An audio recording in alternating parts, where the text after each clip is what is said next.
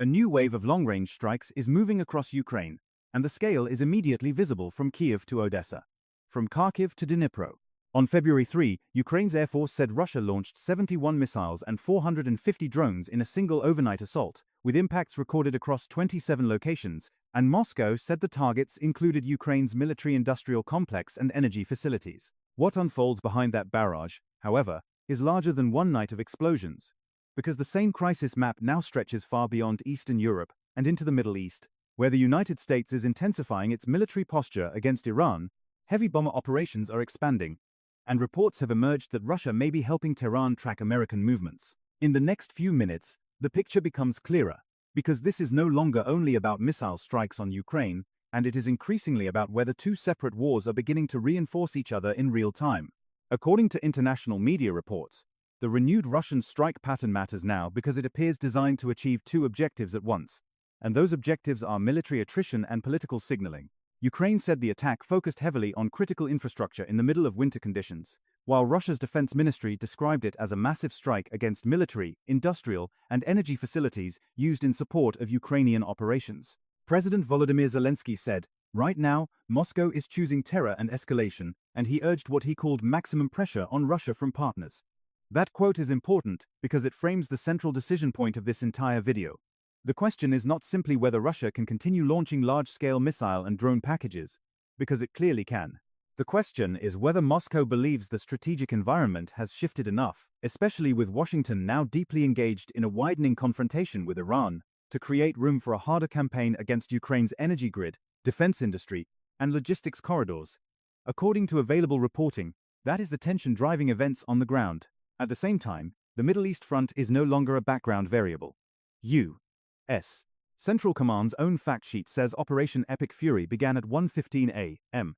on February 28, that more than 1,700 targets had been struck in Iran within the first 72 hours, and that the assets employed included B-1 bombers, B-2 stealth bombers, B-52 bombers, F-15S, F-16S, F-18S, F-22S, F-35S, A-10 attack aircraft, EA-18G electronic attack aircraft, MQ-9 Reapers, Patriot systems, THAAD batteries, guided missile destroyers, and nuclear-powered aircraft carriers.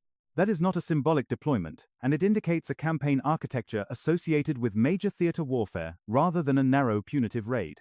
President Donald Trump added another layer of escalation when Reuters reported his warning that if Iran retaliated, the United States would strike back, with a force that has never been seen before.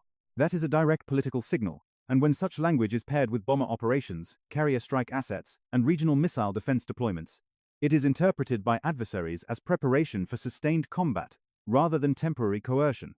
However, the surprises do not end there. According to CBS News, citing multiple sources including a senior U.S. official, Russia has reportedly been providing intelligence to Iran regarding U.S. positions in the Middle East. That reporting remains highly sensitive and partially unconfirmed in the public domain. But if accurate, it would mean Moscow is not only benefiting indirectly from American strategic distraction, and is also allegedly assisting a state currently under large-scale U.S. military pressure.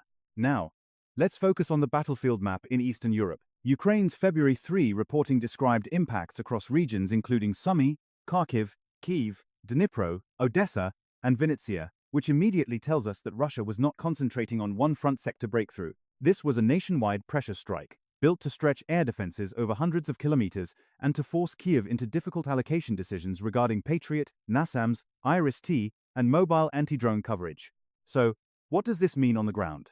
It means Russia is continuing a familiar layered strike method. First come large numbers of one-way attack drones, many of them in the Shahed family or local derivatives, which are used to saturate detection and intercept networks. Then come cruise missiles and, at times, ballistic missiles, aimed at substations, generation facilities, industrial plants, storage points, and defense production sites.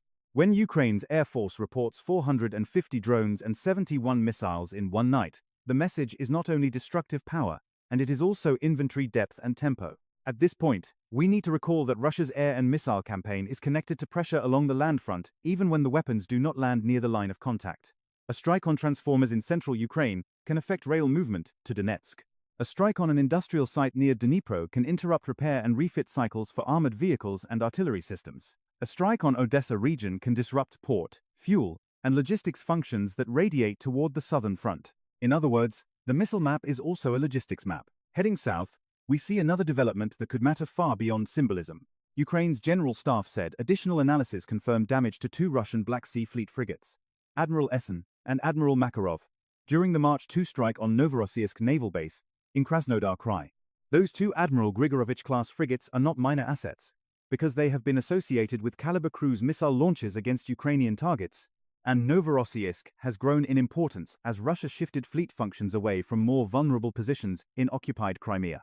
Now, please look at the map. The distance from Novorossiysk to many Ukrainian targets is operationally manageable for caliber-equipped platforms, and that is why confirmed damage to frigates there matters, even if the full extent of the damage remains unclear. If Admiral Essen and Admiral Makarov are even temporarily degraded, Russia must either redistribute launch tasks to other naval units, rely more heavily on air-launch systems from Tu-95 milliseconds or Tu-160 bombers, or increase the burden on ground-based missile units. That does not end the strike campaign, however, it can alter the rhythm and composition of future salvos. But this is only part of the picture. Moscow is simultaneously operating inside a wider Eurasian security environment in which Iran has become more strategically relevant. Iranian-designed Shahid drones have already changed the character of the war in Ukraine, and according to CBS reporting, Russia and Iran have deepened military cooperation since 2022, including drone production links. So when the United States escalates pressure on Iran, Russia is not watching a distant crisis, and it is watching pressure accumulate against one of the very partners that helped sustain its strike capacity against Ukraine. Now, let's turn our attention to the U.S. military side of the ledger. CENTCOM's published asset list for Operation Epic Fury is unusually revealing because it combines strategic bombers, tactical aviation, missile defense, electronic warfare, maritime surveillance, and logistics enablers in one package. B-2 Spirit stealth bombers, B-1 Lancers, and B-52 Stratofortresses all appear in the same campaign reporting, which indicates both penetration and standoff roles. The same fact sheet lists Patriot interceptor systems and THAAD anti-ballistic missile systems, which means Washington is preparing not only to strike, and also to absorb and defeat retaliatory missile salvos across the theater. Stars and Stripes, citing CENTCOM, reported that B-1 and B-52 aircraft had joined earlier B-2 missions, and that the B-2 sorties were flown on 3 7-hour round trips from bases in the United States with aerial refueling. The report also said U.S. forces had hit 1,700 targets in Iran, including 300 new sites, and that target categories included command and control, headquarters, air defense sites, ballistic missile sites, anti-ship missile sites, and communication centers. It also stated that 8 Iranian ships had been sunk, although battlefield reporting in wartime always requires caution. So, how is Washington positioning itself against Tehran? It is claimed that the answer includes both heavy conventional power and lower-cost counter-drone adaptation. CENTCOM's own material lists counter-drone systems, while other recent reporting has described efforts to field AI-assisted or AI-powered counter-UAV tools in the region as a response to the threat posed by large numbers of inexpensive Iranian or Iranian-style one-way attack drones. That matters because a Patriot interceptor can cost several $millions, while the drones it destroys may cost a fraction of that, and sustained exchanges of that kind create severe cost asymmetry. Heading west, we see Allied diplomacy trying to prevent military escalation from turning into systemic crisis. German Chancellor Friedrich Merz said Berlin agreed with U.S. goals to end Tehran's nuclear armament, but he also warned, "This is not without risk. We do not know how far the region will be drawn into escalation by Iran's harsh counterstrikes." Days later, he warned that an endless war is not in our interest, and said Germany was working with partners on an approach to end the fighting without allowing Iran to collapse into chaos.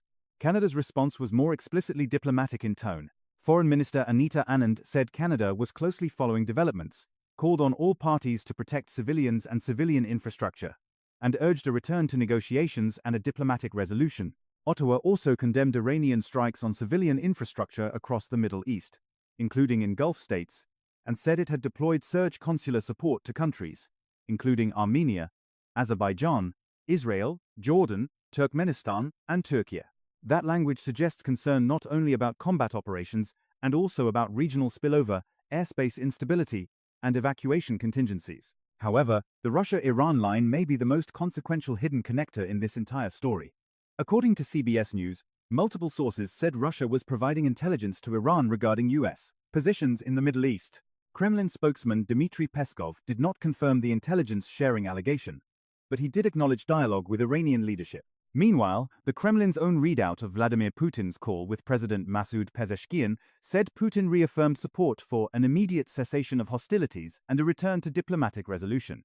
On the surface, that is de-escalatory language. But it also allows Moscow to speak the language of restraint while potentially benefiting from American military overstretch.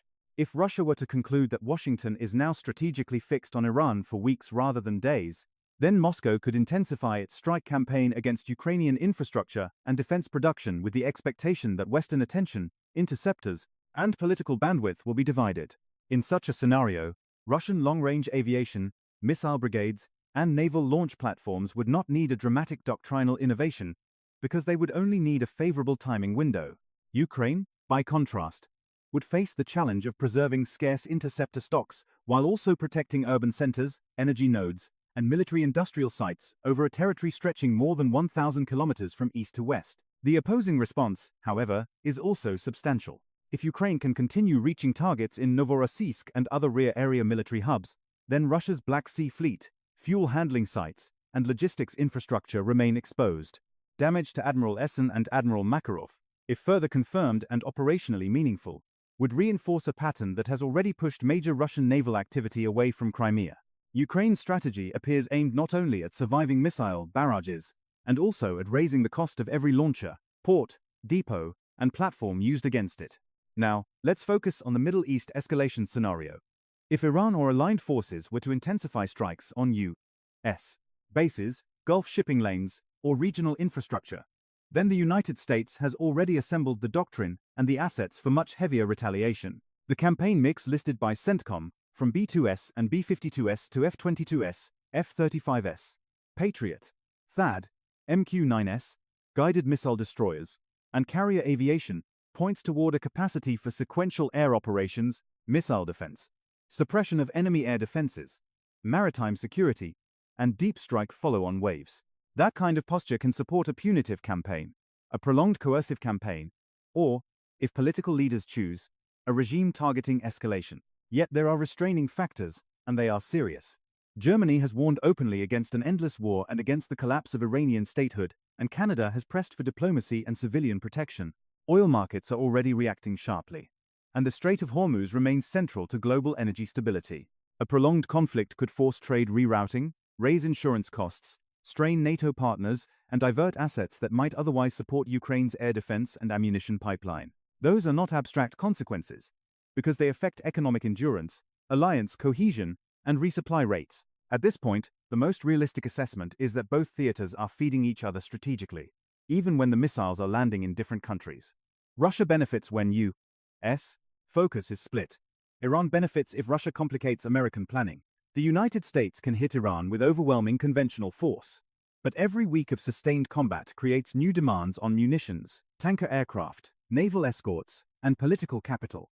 Ukraine can still retaliate and impose costs, but it does so under constant pressure from large-scale strike packages designed to exhaust defenses and disrupt the war economy. So the central tension remains exactly where it began. Russia has resumed wide-area missile and drone pressure on Ukraine, and the United States is simultaneously building and using a level of military power against Iran that suggests readiness for a much broader confrontation. The immediate danger is not only escalation in one theater, and it is the possibility that escalation in one theater makes restraint harder in the other. The question now is whether Moscow sees a historic opening, whether Washington believes overwhelming force can still impose limits quickly, and whether allied governments can prevent two separate crises from merging into one strategic shock. Is the world watching parallel wars, or the early shape of a single, connected escalation cycle that could redraw the security map from the Black Sea to the Persian Gulf? Don't forget to share your comments below the video. Presented by TGN. Thank you for choosing us,